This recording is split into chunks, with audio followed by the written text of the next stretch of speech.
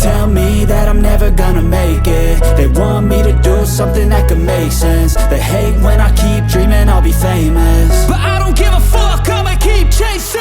I got all this potential that's deep inside of me, but they hate when you're successful cause they try to be. They sit there being judgmental because you're trying things, and they just want you to settle and do the right thing. So get a good job, don't slack off. Wake up every morning, make a good impression on your boss. Don't do anything that I wouldn't do, and when you're making money, make sure you don't spend it too soon.